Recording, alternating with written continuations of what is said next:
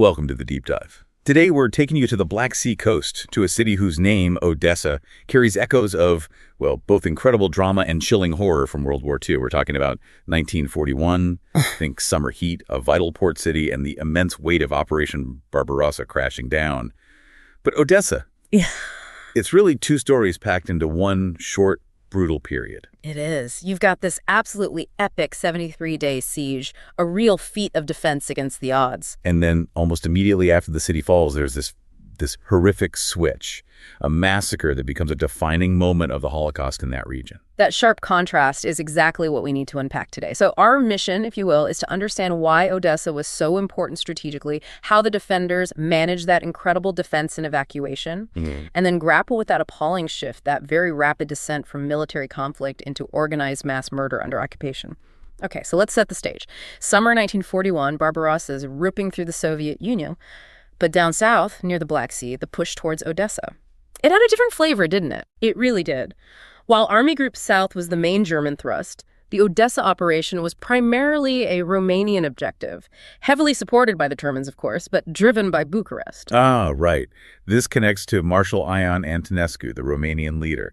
Hitler had made promises. Exactly. Hitler had essentially promised Antonescu control over the land between the Dniester and southern Bug rivers.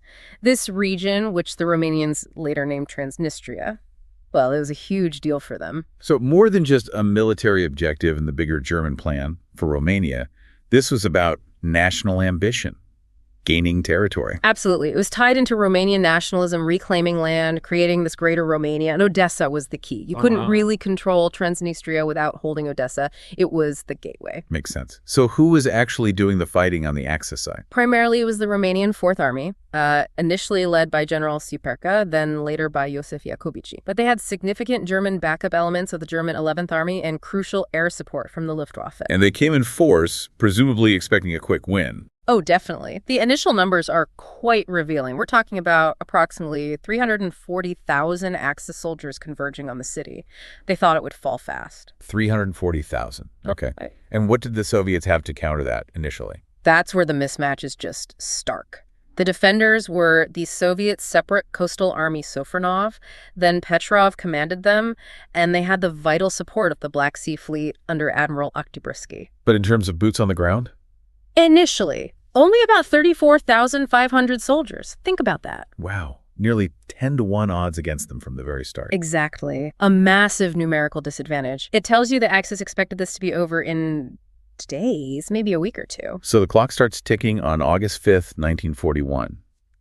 Given those numbers, you'd assume the Soviet goal wasn't necessarily to hold Odessa indefinitely. Probably not. It became about delay, about tying down those Axis forces for as long as humanly possible and making them pay a heavy price for every step forward. And, well, they certainly succeeded in that. And what's really interesting is how fast the initial encirclement happened. The battle starts August 5th. Right. And by August 13th, just 8 days later, German and Romanian troops have cut the railway line and reached the Black Sea coast east of Odessa. So, completely surrounded by land within about a week. That must have felt like the end was near for the defenders. You'd think so. But that's where the story takes a turn. The advance stalls and the city itself transforms. It becomes this civilian fortress. Yeah, the mobilization effort is incredible. Tell us about that. The sources paint this picture of a massive, almost frantic civilian effort. We're talking over 100,000 ordinary citizens, men, women, put to work digging defenses. Just ordinary people. Ordinary people digging over 250 kilometers of trenches and anti-tank ditches. Try to picture that distance, like digging from Washington, D.C. almost to Philadelphia. Incredible. And these weren't just simple trenches, right? They built multiple lines. That's right. 3 main defense lines. An outer one, way out 20-25 kilometers, a main line about 10-14 kilometers from the city, and then an inner perimeter right near the city itself, plus something like 250 barricades built in the streets. Real defense in depth. They were basically forcing the Axis to fight, block by block, field by field. Exactly. And alongside that, you get this amazing industrial improvisation. Odessa wasn't a big military manufacturing hub before the war. No tank factories or anything like that? No. But overnight, over 20 local factories, regular workshops, repair shops, that kind of thing, switched to producing weapons. And they made some serious hardware, didn't they? Astonishing amounts, considering the circumstances. They built 3 armored trains from scratch. bumped out over 1,200 mortars, both 50 millimeters and 82 millimeters, over 1,000 trench flamethrowers. Flamethrowers, wow. Yeah, and 210,000 hand grenades, 30,000 mines, anti-tank, anti-personnel, just churning this stuff out under siege conditions. But the thing everyone remembers, the sort of iconic image of the siege defense, is the NI-1, the armored tractor. Yes, the Na-Isbug, which translates roughly to by fear or maybe frightener. Okay, but seriously, an armored tractor. Yeah. How effective could that really be against, proper tanks or anti-tank guns? Was it more about propaganda? It was definitely part propaganda, a symbol of defiance. But tactically, they were surprisingly effective in a specific niche. These were basically farm tractors. Just regular tractors? Regular STC-5 agricultural tractors, yeah.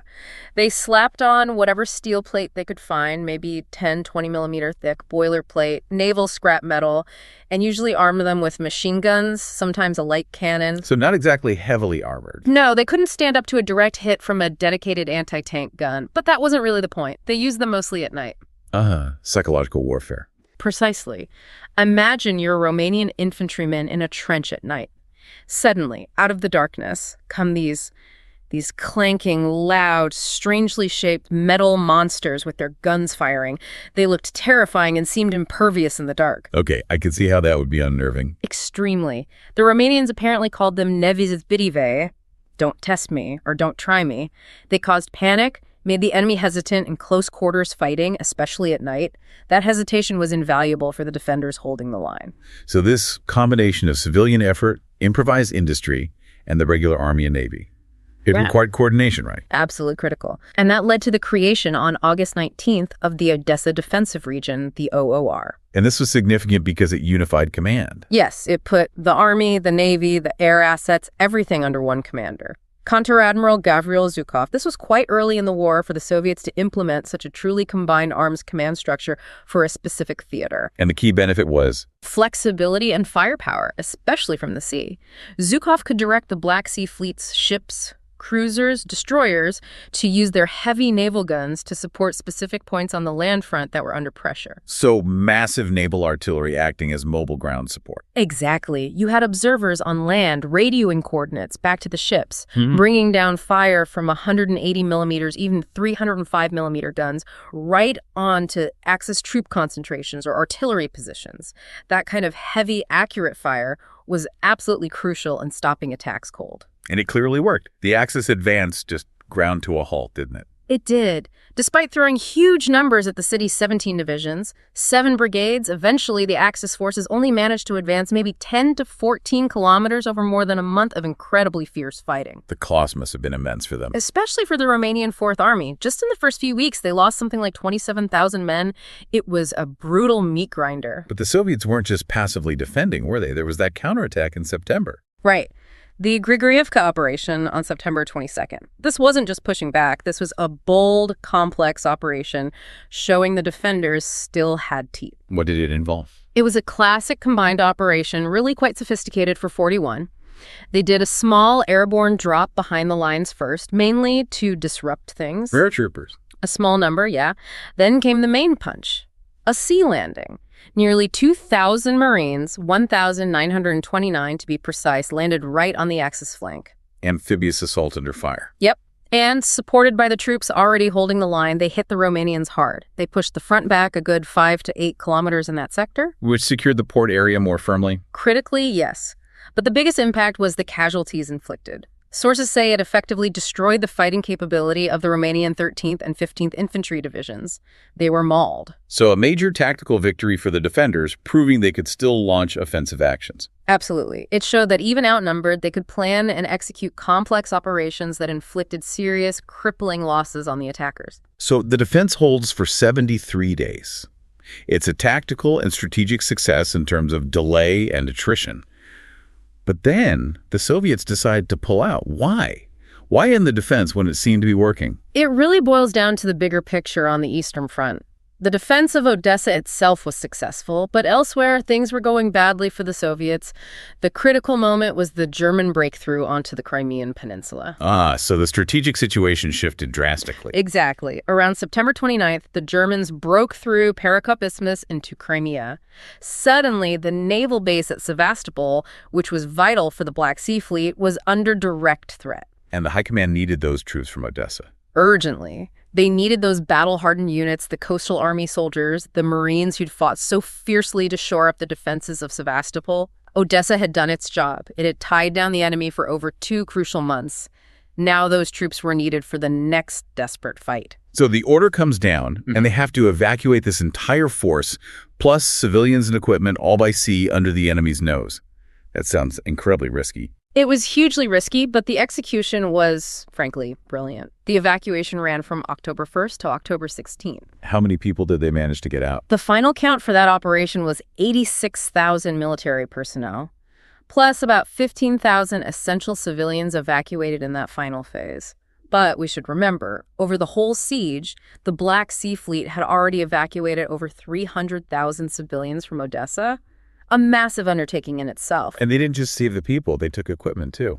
A remarkable amount. They managed to load up and take out 462 artillery pieces, 19 tanks, likely including some of those anti-1s, and 25,000 tons of other military cargo. Pulling that off while potentially under fire. Yeah. That's impressive logistics. It really is. A masterclass in withdrawal under pressure. The last ship sailed at 5:30 a.m. on October 16th. And the Romanians, did they try to interfere? Here's the kicker.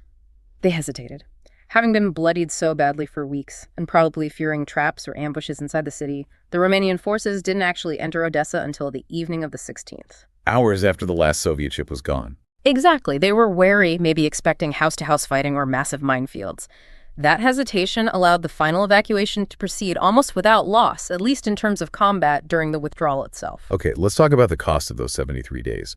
What did the siege cost the Axis, primarily the Romanians? The numbers are staggering. Axis losses, overwhelmingly the Romanian Fourth Army, totaled 92,545 casualties. 92,000. Yes. That breaks down to about 17,729 killed, over 63,000 wounded, and more than 11,000 missing. Nearly 100,000 men lost trying to take one city. That must have crippled the Romanian army. It effectively did, at least temporarily. The Fourth Army was so battered it had to be pulled out of the line entirely for 2 whole months for rest, refitting, and restructuring. And 2 months off the front line in late 1941. That has strategic consequences, right? Oh, absolutely. Think about what else was happening. That 2-month delay meant those Romanian divisions couldn't participate in the push towards the Donetsk basin, couldn't help secure the flank after the massive victory at Kyiv. It bought the Soviets valuable breathing room elsewhere on the southern front. Time was everything then. And the Soviet losses. They held the city, but at what cost? Soviet losses were also heavy, though significantly less than the Axis. Total casualties were around 41,268. Of those, about 16,578 were considered non-recoverable, killed or missing. Still a high price. Yeah. But here's the tragic part, isn't it? The fate of those evacuated troops. Yes, this is the gut-wrenching irony. They fight heroically in Odessa, they survive the siege, they execute this brilliant evacuation, only to be thrown straight into another cauldron. Sevastopol. The sources state that the forces evacuated from Odessa were almost completely destroyed in the subsequent, even more brutal, siege of Sevastopol. They bought time in Odessa, but ultimately, for most of those soldiers, it only delayed the inevitable. A successful military operation, but a human tragedy compounded. And that brings us to the darkest chapter. The siege ends October 16th. The military heroism, the defiance, it's over. And almost instantly, the character of the city changes under Romanian occupation. It's a chillingly abrupt shift. The Romanian administration moves in, and the focus immediately snaps from military objectives to repression and vengeance, targeting specific groups. Jews, communists, Roma people. Precisely. The groundwork for the administration of Transnistria involved plans for ethnic cleansing from the start, but the fuse for the immediate large-scale atrocity in Odessa itself was lit just days after the occupation began. The bombing of the Romanian headquarters. Exactly. October 22nd, Soviet partisans, or perhaps NKVD stay-behind agents, the sources vary, detonated a bomb in the building the Romanians were using as their command center. Ironically, or perhaps deliberately, it was the former NKVD headquarters. A symbolic target. And it was effective. Devastatingly so. 67 people were killed. This included the Romanian military commander of the city, General Ion Glogojanu, plus 16 other Romanian officers, and significantly 4 German naval officers as well. And the response from the top, from Antonescu. Swift and utterly brutal. Antonescu issued an order for immediate, massive reprisals. The mathematics of it were horrifyingly specific. What was the order? For every Axis officer killed in the bombing, 200 communists, a term used very broadly, were to be executed. For every regular soldier killed, 100 were to be executed. Basically, a license for mass murder, with Jews being the primary target labeled as communists. That's exactly how it played out. It unleashed what became a 3-day reign of terror from October 22nd to the 24th, focused overwhelmingly on Odessa's Jewish population. Remember, even after evacuations, maybe 80,000 Jews were still in the city. How did these reprisals unfold? It was immediate and savage. On October 23rd, the day after the bombing, Romanian troops rounded up thousands of Jews. Near the port area, estimates say 19,000 were murdered in a single day. 19,000. How? Methods varied. Many were shot, but accounts describe horrific scenes of others being herded into warehouses, tied up, doused with gasoline, and burned alive. Sheer terror tactics. My God, and it didn't stop there. No. The next day, October 24th, the killing continued. Romanian soldiers emptied the city prison, gathering another estimated 20,000 Jews. Where were they taken? They were force-marched out of the city to a nearby village called Delnic. There, the massacre continued. People were shot, forced into anti-tank ditches, and burned. Some sources mention people being buried alive. So in just those 2 or 3 days immediately following the bombing, what's the estimated death toll for this specific massacre? The numbers vary slightly, but most sources place the figure for that immediate reprisal between 25,000 and 34,000 people killed. Almost entirely Jewish civilians. 25 to 34,000 lives extinguished in 72 hours. It's almost incomprehensible. It was an act of state-sanctioned collective punishment on a massive scale, carried out largely by the same Romanian army units that had just finished the siege. And for the Jews who survived that initial wave of terror, what happened to them? Their suffering was far from over. The remaining Jewish population was forced into a ghetto in the Slobodka district of Odessa. Conditions were appalling: starvation, disease. And then came deportations. Yes. Starting in January 1942, the Romanians began systematically deporting the ghetto inhabitants eastward, deeper into Transnistria. Which confirms this wasn't just a spontaneous reprisal, but part of the broader Holocaust policy. Absolutely. These deportations sent them to notorious Romanian-run camps in Transnistria, places like Bogdanovka, Domanuka, Akhmechetka. These were effectively forced labor and extermination centers. The siege might have been about territory, but the occupation was undeniably about genocide and Romania's direct role in it. So the immediate massacre happens, the survivors are ghettoized and later deported, but the occupation itself lasted much longer. It did. Odessa remained under Romanian and effectively German control until April 10, 1944. That's another 2.5 years of occupation after the fall of the city. And resistance continued during that time. Yes, significantly. This is where the famous Odessa catacombs become really important. Right, this huge network of tunnels under the city. Exactly. It's an enormous labyrinth of old limestone quarries and smugglers' tunnels. Soviet partisans used these catacombs as bases throughout the occupation. They lived down there, planned operations, and waged a constant guerrilla war against the Romanian and German forces. It was like a hidden underground front line. Even after liberation, the memory of these two events, the heroic siege and the horrific massacre, must cast a long shadow over the city. How has Odessa dealt with remembering this complex past? It's been a difficult process, especially reconciling the two narratives. For a long time, particularly in the Soviet era, the focus was almost exclusively on the military heroism of the 73-day defense, the hero city narrative. The massacre was less emphasized. Significantly less, especially its scale and the specific targeting of the Jewish population under Romanian administration. But more recently, there have been efforts to create a more balanced remembrance. Like the new memorial. Yes. Efforts began around 2017 to establish a dedicated memorial specifically for the victims of the Holocaust in Odessa, the massacre victims. The foundation stone was finally laid on a very poignant date, October 22, 2021. The 80th anniversary of the headquarters bombing that triggered the massacre. Exactly. It marked a significant step in acknowledging that specific horrific chapter alongside the story of the siege. And that memorial project received German funding, which also seems significant. It does. Financing came from the German Society for International Cooperation, GIZ. It signals, perhaps, a broader acknowledgement of Axis responsibility for the atrocities committed during the occupation of Soviet territory. When you step back and look at Odessa in 1941, it really is these two starkly contrasting images, isn't it? Absolutely jarring. 73 days of incredible, tenacious military defense against overwhelming odds.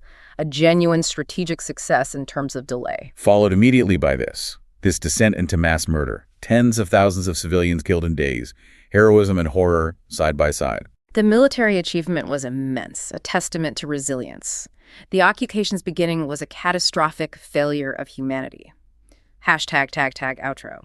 So wrapping up our deep dive into Odessa 1941, we've seen the critical strategic importance of the city, the incredible defense that bought crucial time and inflicted massive casualties on the Axis, particularly the Romanian Fourth Army. We've also traced the immense cost, the heavy losses on both sides during the siege, and the tragic ultimate fate of many of the heroic Soviet defenders who were evacuated only to perish later at Sevastopol. And then the immediate, horrifying shift to occupation and the Odessa massacre, a brutal reprisal that became a significant event in the Holocaust, demonstrating the Romanian regime's active participation in genocide. It really highlights how the logic of war on the Eastern Front could pivot on a dime. One moment, it's about holding ground, military strategy. The next, it's about revenge, ethnic cleansing, annihilating populations. The siege bought military time. The massacre sought to erase a people. Which leaves us with a final thought for you, something to really consider about the different kinds of costs in war. Think about this contrast. The military impact of delaying the Romanian Fourth Army for 2 months, a tangible strategic gain for the Soviets, versus the immeasurable, eternal moral cost of slaughtering 25,000 to 34,000 innocent civilians in just 3 days. Odessa forces us to confront how war is paid for in battlefield losses, strategic time, and human lives sacrificed to hatred.